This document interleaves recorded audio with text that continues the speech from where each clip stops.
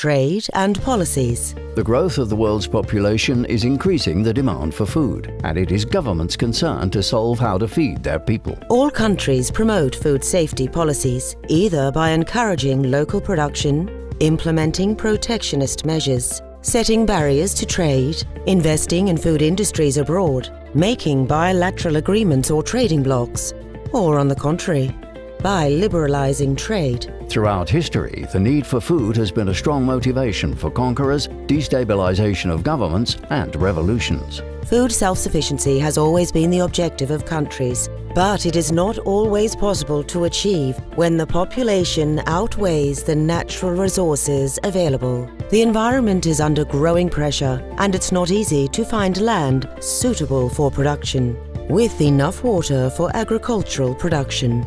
Global production, consumption, exports and imports of meat resemble a big hydraulic system with containers, valves and interconnected tubes. Some containers are easily filled with the local production and meet the consumption requirements of the country's population. But if that consumption is less than the total production, there is a surplus. Through the tubes, countries in surplus, exporters, should offset countries with a shortfall, importers. In the 18th century, Scottish economist Adam Smith proved that considering the competitive advantage of nations, the free circulation of goods generates the maximum profit for all of them as a whole. But in a real world, international trade is not free trade.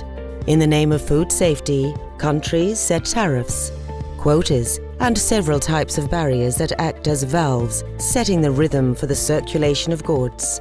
In some cases, these allow for agile and quick exchange of goods, but in others, they make the exchange slow and difficult. And in certain circumstances, they simply act as blockades.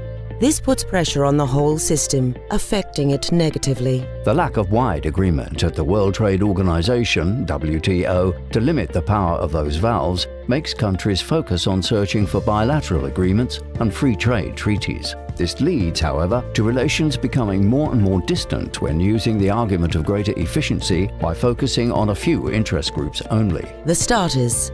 What are the food pressure effects in the trade policies in terms of liberalization or stimulating domestic production? Is trade the main driver for new agreements among many countries? What about other drivers like environment and sanitary status? What are the next moves of countries and regions for new agreements?